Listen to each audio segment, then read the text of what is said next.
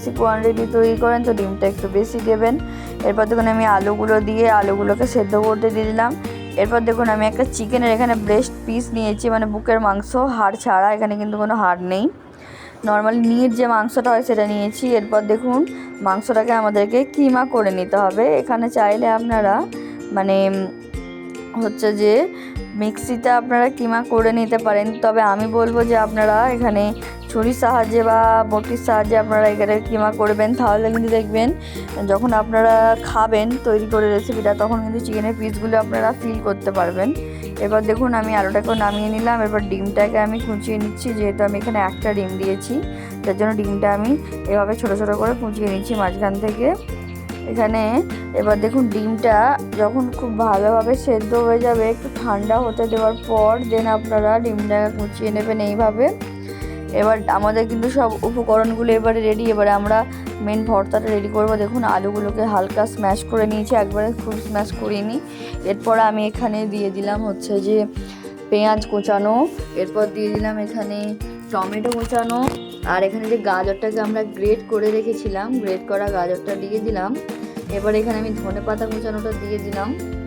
দেখুন ধনেপাতাটা কুচানোটা আমি দিয়ে দিলাম। আপনারা যদি ধনেপাতা স্বাদটা না পছন্দ করেন তো ধনেপাতা দিতে হবে না। এরপর দেখুন আমি চিকেনটা দিয়ে দিলাম, আর তার আগে আমি ওখানে কাঁচা লঙ্কা কুচিও দিয়ে দিয়েছি একটু ঝালের জন্য, এটা আপনারা অপশনাল দিতেও পারেন নাও পারেন। এরপর দেখুন আমি এখানে গোলমরিচের পাউডার দিলাম। গোলমরিচের পাউডারটা কিন্তু এখানে মাস্ট, গোলমরিচের পাউডারটা কিন্তু দিতেই হবে। এরপর দেখুন আমি এর মধ্যে ভাজা জিরে গুঁড়ো দিলাম, আর এটা হচ্ছে চাট মশলা দিয়ে দিলাম আমি এখানে। এরপর দেখুন আমি এখানে হচ্ছে ভাজা ধনে গুঁড়ো দিয়ে দিলাম, ভাজা ধনে জিরে গুঁড়ো দিয়েছি, আর চাট মশলা দিয়েছি। এখানে এবার চিলি ফ্লেক্স দিয়ে দিচ্ছি হালকা, যদি আপনাদের কাছে অ্যাভেলেবেল থাকে তো আপনারা অবশ্যই ইউজ করবেন। চিলি ফ্লেক্সটা দিলে আর কি খুব সুন্দর একটা স্মেল আসে। এরপর দেখুন আমি হচ্ছে যে এর মধ্যে পরিমাণ মতো লবণ দিয়ে দিলাম। এরপর আমি এখানে একটু লঙ্কা গুঁড়ো দিয়ে দিলাম। আমি যেহেতু আগে ঝালটা একটু খেতে পছন্দ করি যার জন্য আমি লঙ্কা দিয়ে দিচ্ছি একটু বেশি করে, আপনারা ঝালটা কম বেশি করে নেবেন। এরপর দেখুন প্রথমে সব উপকরণগুলোকে হাতের সাহায্যে আমি মাখিয়ে নিচ্ছি। এখানে চিকেনটা কিন্তু আমি সেদ্ধ চিকেন ইউজ করিনি, আমি কিন্তু এখানে নর্মালি যে কাঁচা চিকেনটা সেটাই কিন্তু ইউজ করেছি, আর খুব ছোটো ছোটো করে আমি চিকেনটাকে চপ করে নিয়েছি। এরপর দেখুন আমি এর মধ্যে 2 চামচ পরিমাণে আর 2 থেকে 2.5 চামচ পরিমাণে আমি এখানে বেসন দিয়ে দিলাম। বেসন দেওয়ার পর এবারে আমি এখানে দিয়ে দিচ্ছি একটা বড় চামচের পরিমাণে কর্নফ্লাওয়ার। কর্নফ্লাওয়ারের বদলে আপনারা কিন্তু এখানে চালের আটাও ইউজ করতে পারেন। কর্নফ্লাওয়ার দিলে কি পকোড়াগুলো খুব ক্রিস্পি হয়। দেখুন এবারে হাতের সাহায্যে প্রথমে খুব ভালোভাবে শুকনো উপকরণগুলোকে মিশিয়ে নেব। এখন জল দেওয়ার প্রয়োজন নেই। দেখুন এরপরে জল দিয়ে এরকম আপনারা একটা তৈরি করে নেবেন ঠিক। এরপর দেখুন এরপরে আমি হচ্ছে যে এটাকে এরপরে ডিমটা দিয়ে দেবো। ডিমটা প্রথমে দেবেন না, তাহলে কিন্তু দেখবেন ডিমটা চটকে যাবে, আর যখন আপনারা তেলে দেবেন তখন কিন্তু প্রচুর পরিমাণে ফেনা হয়ে যাবে, যার জন্য ডিমটা সবার লাস্টে যখন তেলে আপনারা দেবেন তার কিছুক্ষণ আগে ডিমটা দিয়ে হালকা করে জাস্ট মাখিয়ে নেবেন। এরপর দেখুন আমি এরকম ছোট ছোট ছোট ছোট বলের আকারে দিয়ে দিচ্ছি। আপনাদের কাছে সময় কম থাকলে আপনারা বলটাকে একটু বড় করে নিতে পারেন।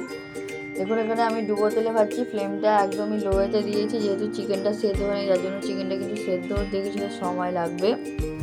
দেখুন চিকেনটা কিন্তু আমি হচ্ছে যে একে একে এখানে কিন্তু আর একটা সুবিধা আছে এর শেফগুলোর জন্য, আপনারা এক কড়া ভর্তি দিয়ে দিতে পারবেন খুব অল্প সময়ের মধ্যে, কিন্তু আপনাদের এই রেসিপিটা কিন্তু রেডি হয়ে যাবে, খুব বেশি সময় লাগবে না কিন্তু রেডি হতে। এটা দেখতেই পাচ্ছেন আমি কিন্তু এবারে দিয়ে দিলাম একে একে সব, মিডিয়াম ফ্লেমে দিয়ে রেখেছি। এবারে এটা মিডিয়াম ফ্লেমে কুক হতে থাকবে প্রায় 5 থেকে 7 মিনিটের জন্য।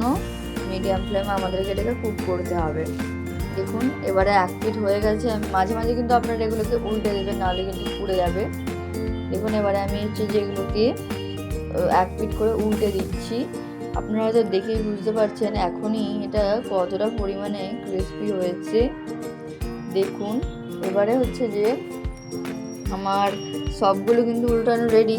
আর একটা মানে আপনারা যদি একটু বড় আমার মতন এরকম ননস্টিকের প্যান নেন তাহলে কিন্তু দেখবেন আপনাদের 2বার এর মধ্যে এবার 3বারের মধ্যে কিন্তু আপনাদের সব পকোড়াগুলো রেডি হয়ে যাবে, বারবার দেওয়ার কিন্তু কোনো ঝামেলা নেই।